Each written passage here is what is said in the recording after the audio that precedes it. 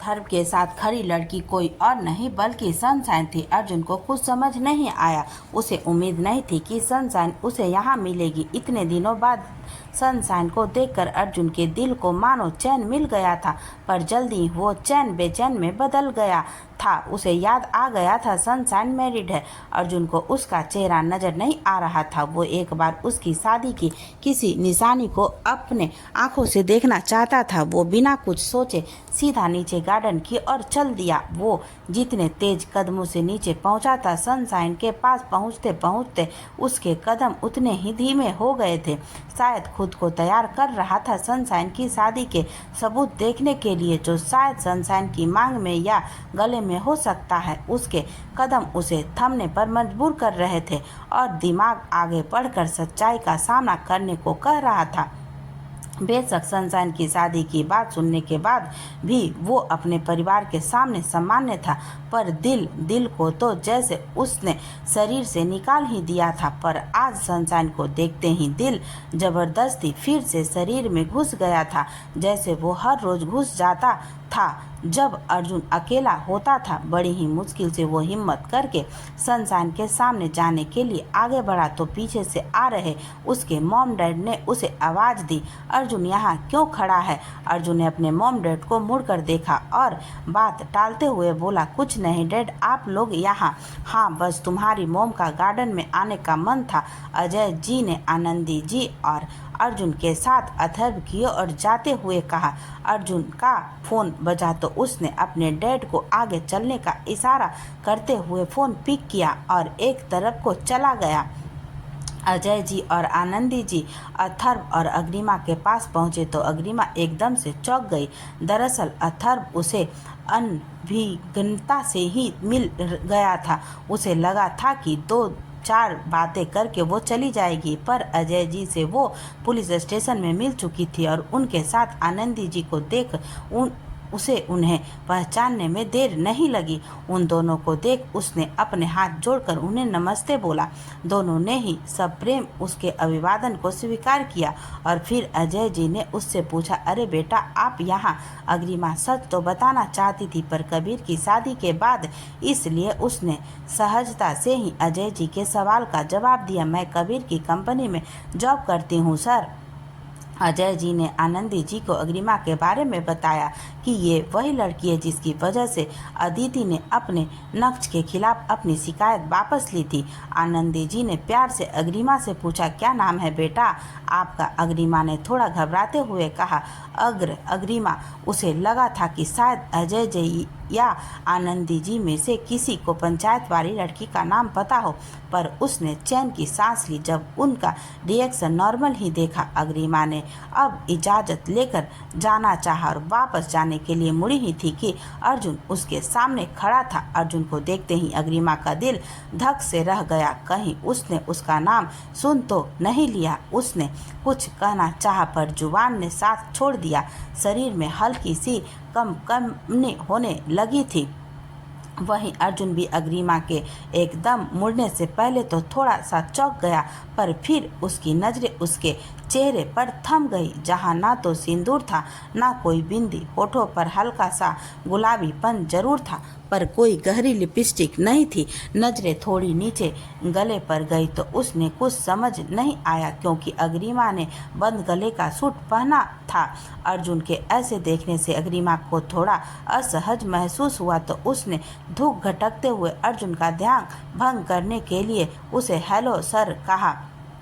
अग्रिमा के बोलने से अर्जुन को एहसास हुआ कि वो वहाँ अकेला नहीं है। उसने भी खुद को संयत करते हुए हेलो का जवाब दिया और वहीं खड़ा हो गया। अग्रिमा ना वहाँ रुक पा रही थी और ना ही वहाँ से जा पा रही थी। अथर्व ने अग्रिमा के भाव देखे तो उसका शक और ज़्यादा बढ़ गया। अपने शक के निवारण के लिए उसने ना चाहते हुए भी अग्रिमा से कहा, अदिति से पता चला कि आप अपने पति के साथ नहीं रहती। अर्जुन के कान ये सुनते ही खड़े हो गए और अग्रिमा ने नज़र उठाकर अर्जुन की ओर देखा तो उसे ही देख रहा था। अजय जी और आनंदी जी ने गुस्से से अथर्व को घूरा, मानो उसे डांट रहे हो कि ऐसे सवाल क्या मतलब है। अथर्व लगातार जवाब की उम्मीद में अग्रिमा की तरफ देख रहा था। अग्रिमा ने अब नज़र हटाकर अथर्व की तरफ देखकर फीकी सी मुस्कुराहट के साथ कहा, जी आपने सही सुना है, मैं अपने पति के साथ नहीं रहती। आनंदी जी ने अथर्व को रोकने के लिए कुछ बहाना बनाया और उसे वहां से ले गई। अजय जी भी साथ ही चले गए। अब वहां सिर्फ अर्जुन और अग्रिमा थे। अर्जुन को भी अथर्व का ऐसे सीधा ही अग्रिमा से इस तरह उसकी पर्सनल लाइफ के बारे में बात करना ठीक नहीं लगा। उसने कुछ सोचकर अग्रिमा से कहा, अथर्व बहुत सेंसिबल है, वो कभी भी ऐसी बात नहीं करता। आई डोंट नो कि आज उसे क्या हुआ था। अग्रिमा ने बस एक फीकी सी मुस्कान दी तो अर्जुन ने उससे कहा, वैसे तुमने कभी बताया नहीं कि तुम मैरिड हो। अग्रिमा ने अर्जुन के इस सवाल पर एक पल को उसकी तरफ देखा और फिर बोली, आपने भी तो नहीं बताया कभी। अर्जुन को उसकी बात समझ आई तो उसने हैरानी से अग्रिमा की तरफ देखा। उसे उम्मीद नहीं थी कि सनशाइन कभी उसे ऐसी बात कहेगी। अग्रिमा ने अर्जुन का रिएक्शन देखकर उससे कहा, इट्स ओके सर, मैं और आप एक ही जैसी कश्ती पर सवार हैं। हमारी शादीशुदा जिंदगी में बताने जैसा कुछ नहीं है। अर्जुन ने नासमझी से कहा, एक जैसी कश्ती, इस बात का क्या मतलब है, क्या कहना चाहती हो? अग्रिमा ने अर्जुन को एक हिंट दे ही दिया, मेरी शादी भी आपकी शादी के जैसी ही है, सिर्फ नाम की। अर्जुन को उसकी बात अब भी समझ नहीं आ रही थी तो उसने साफ साफ ही पूछ लिया, I know it's your personal life, but क्या मैं जान सकता हूँ कि क्या हुआ था? तुम अपने हस्बैंड से अलग क्यों रहती हो? अग्रिमा के मन में तो आया कि कह दे उसे, इस सवाल का जवाब अर्जुन से बेहतर कोई नहीं जानता। पर कबीर और प्रेरणा का ख्याल आते ही उसने कहा, वो मेरे साथ नहीं रहना चाहते, रीजन तो वही बेहतर बता सकते हैं। अर्जुन, फिर भी तुमसे कभी कुछ तो कहा होगा उसने। अग्रिमा, क्या फर्क पड़ता है क्या कहा या क्या कारण था? अब तो यही सच है, हम साथ नहीं हैं और मैं इस सच को अपना चुकी हूँ। अर्जुन ने देखा कि अग्रिमा के चेहरे पर कोई खास भाव नहीं थे तो उसने पूछा, क्या तुम्हें सच में फर्क नहीं पड़ता? अग्रिमा उसे क्या बताती। उसने बात को खत्म करके मकसद से कहा, आप और मैं दोनों ही जानते हैं कि फर्क पड़े या ना पड़े, बस अब इन बातों का कोई मतलब नहीं है। अर्जुन की जिज्ञासा अभी शांत नहीं हुई थी। मन में कई सारे सवाल उठ रहे थे पर उसका दिमाग जवाब जानने का हक तलाश रहा था। अर्जुन और अग्रिमा अपनी अपनी दुविधा में थे। अर्जुन बहुत कुछ पूछना चाहता था और अग्रिमा अभी कुछ बताना नहीं चाहती थी। अर्जुन ने कुछ देर सोचकर कहा, तो तुम अभी भी शादी में इन्वॉल्व हो या निकल चुकी हो? अग्रिमा ने अपनी नजरें फेरते हुए कहा, आपके लिए शायद आसान था, अपनी शादी से निकल जाना मेरे लिए इतना आसान नहीं है। अर्जुन ने अपनी भावों को सिकोड़ते हुए पूछा, did any one forcing you to be in marriage? Agrima ने फीका सा मुस्कुराकर बात को खत्म करने के लहजे में जवाब दिया, no nothing like that. Arjun ने अपने दिल के किसी कोने से आती हुई आवाज़ को सुनकर उससे पूछा, तो क्या सोचा है अब आगे लाइफ में? अग्रिमा ने धैर्य पूर्वक जवाब दिया, हमारा सोचा हुआ होता कहाँ है लाइफ में, just going with the flow. आप बताइए, आपने क्या सोचा है? अग्रिमा ने पूछ तो लिया पर अगले सेकंड ही उसे लगा कि पता नहीं अर्जुन को कैसे लगेगा। उसका यूँ कुछ पूछना अर्जुन को शायद पसंद ना आए तो उसने कुछ कहना चाहा पर उससे पहले ही अर्जुन ने कहा, we both are in almost same title, you are a single girl with married tag and I am a single boy with married tag. Arjun की बात सुनते ही अग्रिमा की नज़र थोड़ा इधर उधर गई और उसने चारों ओर देखते हुए कहा, मेरा तो पता नहीं सर, बट यहाँ बहुत सी लड़कियाँ हैं who are ready to single with you. Agrima की बात सुनकर और उसकी नज़रों को पढ़कर अर्जुन ने भी अपनी आंखें घुमाई तो उसे कुछ लड़कियां नजर आई तो उसे ही देख रही थी। अर्जुन ने अपनी निगाहें वापस अग्रिमा के चेहरे पर जमा दी और बोला, क्या फ़ायदा, जिसके साथ मुझे मिंगल होने की ख्वाहिश है वो तो मेरी तरह देख भी नहीं रही, उसे तो इल्म तक नहीं कि मैं इसके बारे में क्या सोचता हूँ। अग्रिमा को लगा कि अर्जुन सनशाइन को याद करके ये बोल रहा है। फिर अर्जुन की पूरी बात पर गौर करते हुए उसने अर्जुन से पूछा, कोई पसंद है आपको और क्या वो यहाँ मौजूद है? अर्जुन अग्रिमा के नूरानी चेहरे में खोते हुए बोला, हाँ पसंद तो बहुत है, पर बात कैसे करूँ ये समझ नहीं आ रहा। अग्रिमा थोड़ा हैरान हो गई कि अर्जुन को तो कोई सनशाइन पसंद थी, तो क्या वो यहाँ है? पर वो तो मैरिड थी।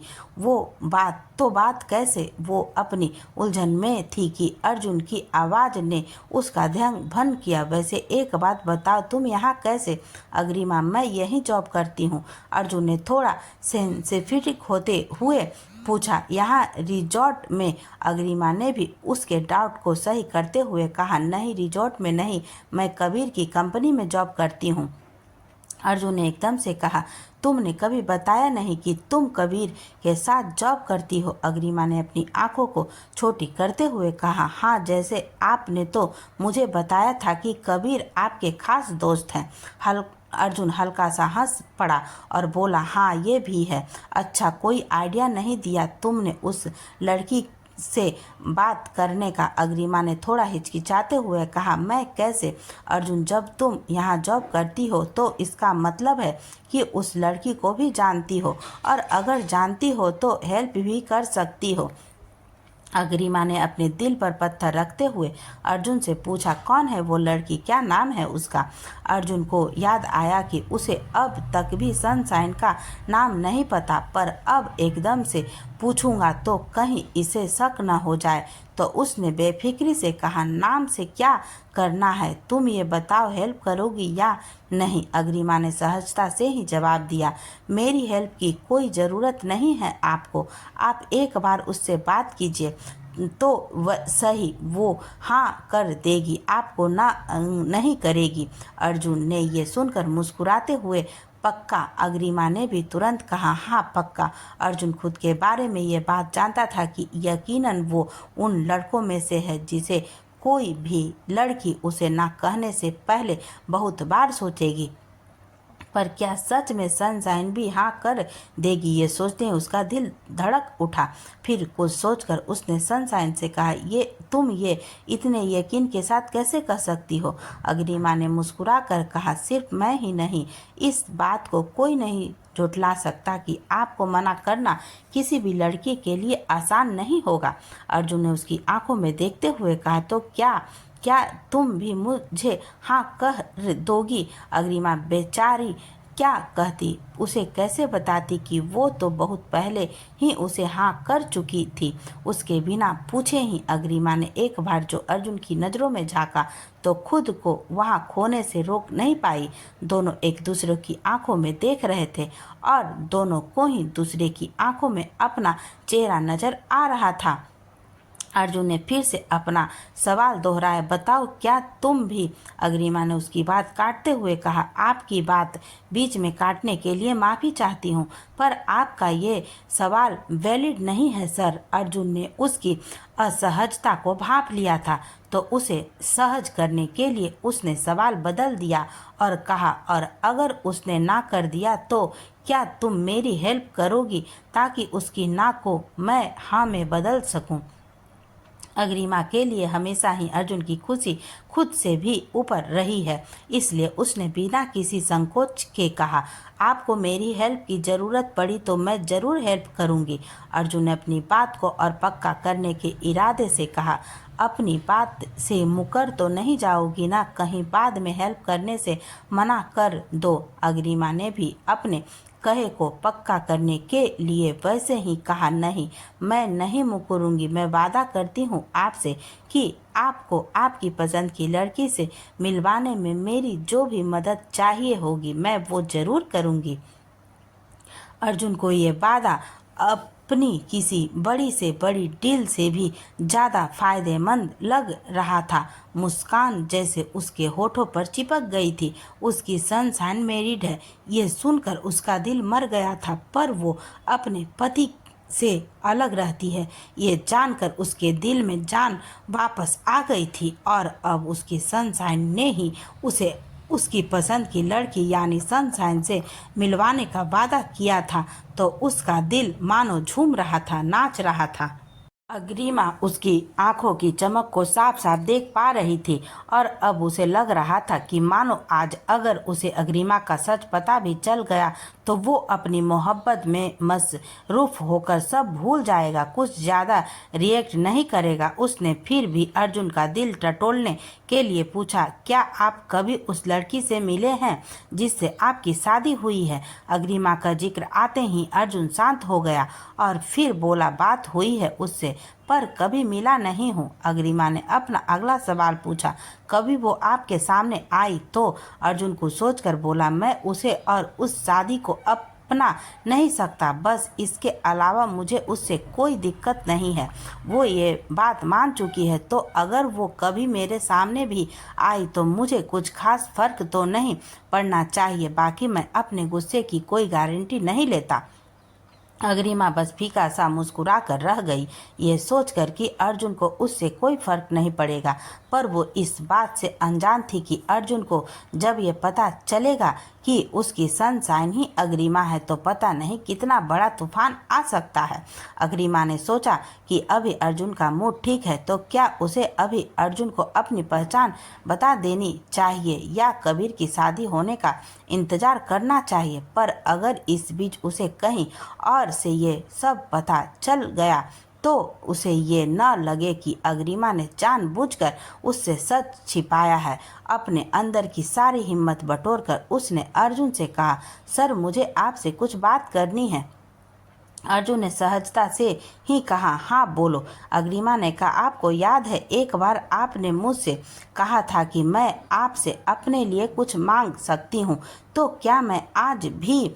अर्जुन ने उसे देखते हुए अपने मन में कहा, कुछ तुम्हारे लिए तो जान भी हाजिर है।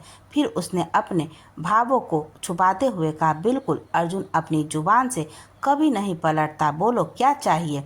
अग्रिमा ने अपने भगवान को याद करने के बाद कहा, मैं आज आपको आपका पूरा परिचय देना चाहती हूँ। अर्जुन ने उसकी तरफ अपनी नज़र उठाई तो अग्रिमा ने उसकी आंखों में देखते हुए कहा, मेरा नाम अग्रिमा है। जो शादी से पहले अग्रिमा मलिक था, शादी के बाद अग्रिमा अर्जुन प्रताप सिंह था, पर अब सिर्फ अग्रिमा है। सनशाइन के मुंह से अग्रिमा का परिचय सुनकर अर्जुन उसे बस देखता रहा, कुछ कह ही नहीं पाया। उसकी आंखों के सामने उसका सनशाइन से अस्पताल और मंदिर से मिला बातें करना, अर्जुन को उसका दुपट्टे के पीछे से चेहरा देखने की कोशिश करना, अग्रिमा से फ़ोन पर बात करना, सब कुछ एक चलचित्र की तरह चलने लगा।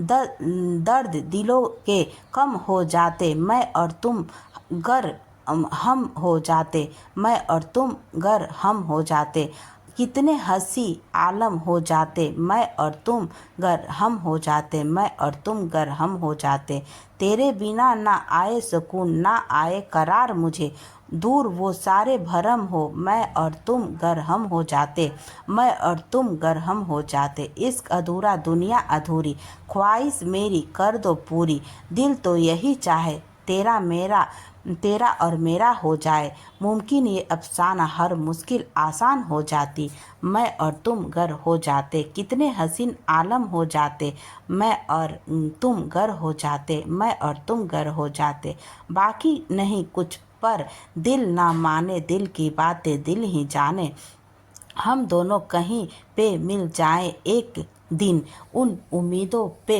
ही मैं हूँ जिंदा, हर मंजिल हासिल हो जाती, मैं और तुम गर हो जाते, कितने हसीन आलम हो जाते, मैं और तुम गर हम हो जाते, मैं और तुम गर हम हो जाते, दर्द दिलों के कम हो जाते, मैं और तुम गर हम हो जाते, मैं और तुम अगर हम हो जाते। जैसे ही अर्जुन को सब समझ आया, आज उसके दिल में जो दर्द उठा वो उस दर्द के मुकाबले तकरीबन 100 गुना था, जो सनशाइन के मैरिड होने की बात जानने पर उठा था। अर्जुन का हाथ सहसा ही अपने दिल पर चला गया। भगवान उसके साथ ये कैसा खेल खेल रहे हैं? पूरी दुनिया की लड़कियों को छोड़कर उसे अग्रिमा से ही प्यार क्यों हुआ?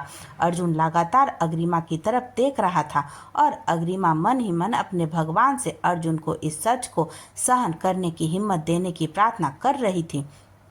अग्रिमा से अर्जुन की चुप्पी सहन नहीं हो रही थी तो उसने कुछ कहना चाहा, पर उससे पहले ही उसे कुंज की आवाज़ सुनाई दी। सर जल्दी चलिए, आपकी बुआ।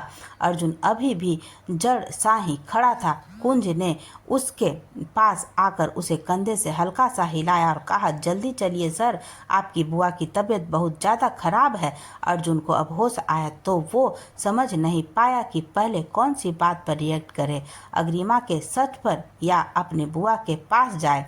वो फिर भी अपनी जगह से नहीं हिला तो कुंज को थोड़ा अजीब लगा। अग्रिमा ने अपनी आंखें एक बार बंद करके खोली और अर्जुन से कहा, सर प्लीज़, आपकी बुआ को शायद आपकी ज़रूरत है, आप जाइए, हम बाद में बात कर लेंगे। अर्जुन ने एक नज़र अग्रिमा पर डाली, फिर कुंज के साथ तेज कदमों से वहां से निकल गया। वो सीधे अपनी बुआ के रूम पर पहुंचा तो देखा कि उसकी बुआ कमरे की चीज़ों को एक एक करके उठाकर उन लोगों पर फेंक रही थी तो उनके पास जाने की कोशिश कर रहे थे। अनुपमा जी के एक हाथ में चाकू था जिसे दिखाकर वो सबसे कह रही थी कि अगर कोई उनके नज़दीक आया तो वो खुद को नुकसान पहुंचा लेगी। कोई भी उन्हें कुछ कहने की कोशिश करता तो वो अपने पास की कोई भी चीज़ उठाकर उस इंसान पर फेंक देती। अजय जी, आनंदी जी, अथर्व, नितिशा सब हैरान परेशान से वहाँ खड़े थे। अर्जुन ने भी आकर अपनी बुआ को आवाज़ दी तो अनुपमा जी ने वहाँ रखा एक फ्लावर पॉट अर्जुन की तरफ फेंक दिया। अर्जुन वक्त रहते एक तरफ हो गया तो पॉट जमीन पर गिरकर बिखर गया।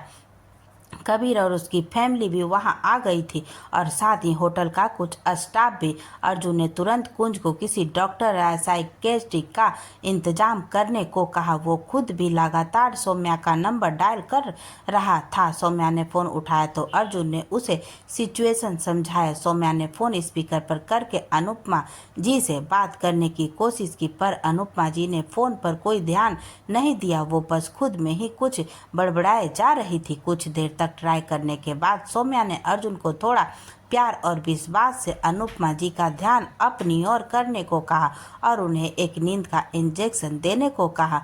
अर्जुन और अथर्व ने आगे जाने का फैसला लिया पर उनको आगे आते देखकर अनुपमा जी ने अपनी कलाई पर चाकू की नोक गड़ा दी जिससे खून की कुछ बूंदें उनके हाथ पर चमाने लगी। वो दोनों वहीं रुक गए। तभी पीछे से एक लड़की की आवाज़ आई, मैं ट्राई करूं। अर्जुन और अथर्व दोनों के साथ बाकी सब ने भी मुड़कर देखा तो वहां अग्रिमा खड़ी थी। उसे सबके चेहरे पर सहमति नजर आई सिवाय अर्जुन के। अर्जुन ने उसे देखते ही उसे हाथ दिखाकर आगे बढ़ने से रोका और फिर गुस्से से बोला, कोशिश भी मत करना मेरी बुआ के पास जाने की। अर्जुन के ये कहते ही अग्रिमा के कदम रुक गए और बाकी सब हैरानी से उन दोनों को देखने लगे। अथर्व ने अर्जुन के पास आकर कहा, अर्जुन क्या कर रहा है? May be she can help. Arjun ने अग्रिमा को एक जलती हुई निगाह से देखा और अथर्व से बोला, मुझे इसकी कोई हेल्प नहीं चाहिए, मैं देख लूँगा। कुंज जल्दी ही कोई डॉक्टर अरेंज कर देगा। अग्रिमा जानती थी कि जितना ज़्यादा वक्त अनुपमा जी के हाथ में वो चाकू रहेगा उतना ही खतरा उनके लिए बढ़ता जाएगा, इसलिए उसने अर्जुन से कहा, सर डॉक्टर के आने तक इंतज़ार करना रिस्की हो सकता है। अर्जुन ने अब गुस्से में चिल्लाते हुए कहा, stay away from my family, you got that. Agrima उसकी इतनी तेज आवाज़ सुनकर एक पल को सहम गई और जाने के लिए वापस मुड़ गई। वहाँ खड़ा हर इंसान अर्जुन के इस व्यवहार से चकित था कि अग्रिमा तो सिर्फ मदद करना चाहती है तो अर्जुन ऐसे क्यों बात कर रहा है। यहाँ तक कि अजय जी, आनंदी जी और अथर्व को भी कुछ समझ नहीं आ रहा था। समझ तो खुद अर्जुन को भी नहीं आ रहा था कि क्या हो रहा है।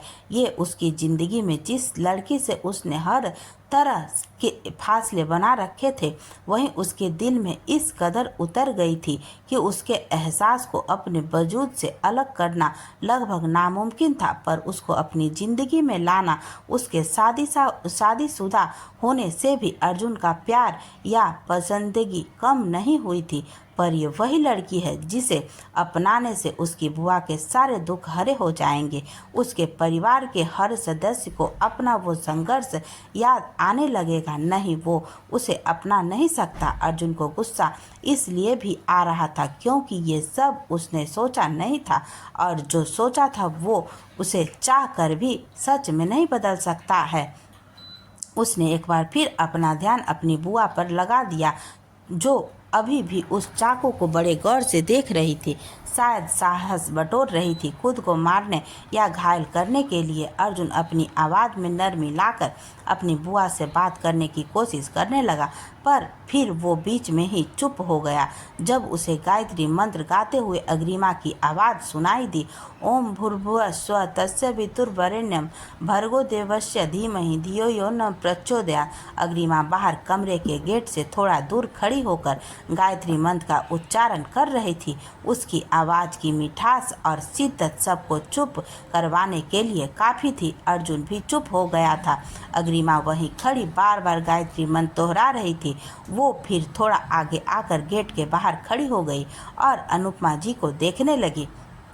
अब अनुपमा जी की भी नज़र अग्रिमा पर पड़ी तो अग्रिमा ने अपने हाथ जोड़कर उन्हें भी हाथ जोड़ने का इशारा किया। अनुपमा जी ने पहले अग्रिमा को देखा और फिर अपने हाथ में पकड़े हुए चाकू को। अनुपमा जी ने फिर से अग्रिमा की तरफ देखा तो अग्रिमा ने उन्हें चाकू उसे देने का इशारा किया, पर इन सब के बीच में उसका मंत्रोच्चारण नहीं रुका। अनुपमा जी अब कन्फ्यूजन हो गई थी। उसे समझ नहीं आ रहा था कि वो चाकू का क्या करे, इसलिए वो अब अग्रिमा के पास जाने लगी, पर बाकी सबको देखकर वो रुक गई। अग्रिमा के इशारे से अर्जुन ने फिर से अंदर जाने की इजाज़त मांगी तो अथर्व ने अर्जुन को एक साइड कर दिया और अग्रिमा को अंदर जाने को कहा। अग्रिमा अंदर सीधा अनुपमा जी के पास गई। उसने उनसे चाकू लेने की कोई जल्दबाजी नहीं दिखाई, बल्कि चाकू को उनके दोनों हाथों के बीच पकड़ा कर उनके हाथ जोड़ दिए और उन्हें भी गायत्री मंत्र का जाप करने का इशारा करने लगी। अनुपमा जी ने ना में गर्दन हिलाई तो अग्रिमा ने उनकी बात मानकर अब गायत्री मंत्र का जाप बंद कर दिया और अनुपमा जी से प्यार से कहा, आंटी आपको नींद आ रही है ना? अनुपमा जी थोड़ा सोच में पड़ गई तो अग्रिमा ने कहा, अभी थोड़ी देर पहले ही आप मुझसे कह रही थी कि आपको नींद आ रही है, चलिए आप कुछ देर सो जाइए। ये बोलकर अग्रिमा उनका हाथ पकड़कर उन्हें बेड पर ले गई और लेटाकर सोने के लिए बोला। वो साथ ही उनका सिर हल्का हल्का सा दबाने लगी।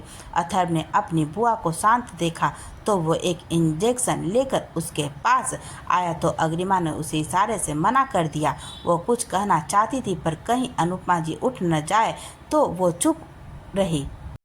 अथर्व ने अग्रिमा के मना करने के बावजूद अपनी बुआ को इंजेक्शन दे दिया। इस बार अग्रिमा ने भी उसे नहीं रोका। अनुपमा जी अब नींद में चली गई थी तो अग्रिमा ने धीरे से उनके हाथ से चाकू ले लिया और फिर उनके पास से हट गई। वो कुछ कहती या करती उससे पहले ही अर्जुन ने उसकी कलाई पकड़ी और उसे तेजी से खींचते हुए अपने कमरे की तरफ ले गया। अग्रिमा किसी कटी पतंग के जैसे उसके साथ चल दी। वो कभी अर्जुन को देख रही थी तो कभी अपनी उस कलाई को जो इस अर्जुन की गिरफ्त में थी। अग्रिमा के दूसरे हाथ में अनुपमा जी से लिया हुआ चाकू था। अर्जुन को अग्रिमा को यूं ले जाते देखकर उसका पूरा परिवार हैरानी से उसके पीछे चल दिया। अथर्व ने तुरंत कबीर को बोलकर 2 हाउस कीपिंग फीमेल स्टाफ को अपनी बुआ के पास उनका ध्यान रखने के लिए छोड़ा और खुद भी अर्जुन के कमरे की तरफ भागा। अर्जुन ने अपने सुसाइड में जाकर अग्रिमा के हाथ को झटके से छोड़ा तो वो दीवार से भीड़ते भीड़ते बची। वो लड़खड़ा गई पर किसी तरह उसने खुद को गिरने से संभाल लिया। अर्जुन की पकड़ अग्रिमा के हाथ पर इतनी तेज थी कि उसे कलाई में दर्द हो रहा था पर उसने कुछ नहीं कहा। अर्जुन ने उसे अपनी गहरी नजरों से एकटक देखते हुए संजीदगी से पूछा, क्या सोचकर तुमने मुझसे अपनी पहचान छुपाई? बोलो। अग्रिमा ने जवाब में कुछ कहना चाहा, पर उससे पहले ही अर्जुन उसे गुस्से से देखते हुए बोला, तो आखिर दिखा ही दी तुमने अपनी औकात, और दिखाती भी क्यों नहीं? खून तो तुम्हारे अंदर उस तेज वीर का ही है ना। उसने मेरी बुआ की जिंदगी बर्बाद की और तुमने मेरी। अग्रिमा की पलकों में नमी आ चुकी थी। उसने अर्जुन को बीच में रोकते हुए कहा, सर प्लीज एक बार। अर्जुन ने उसकी बात सुनने की सहमत भी नहीं उठाई और उस पर इल्जाम लगाते हुए कहा, तुम्हें क्या लगा था कि अपनी इन मासूम और मीठी मीठी बातों में तुम मुझे और मेरे परिवार को उलझा लोगी तो मैं तुम्हें अपना लूंगा? ऐसा कभी नहीं होगा। तो इस बार को अपने दिल और दिमाग दोनों जगह से निकाल दो।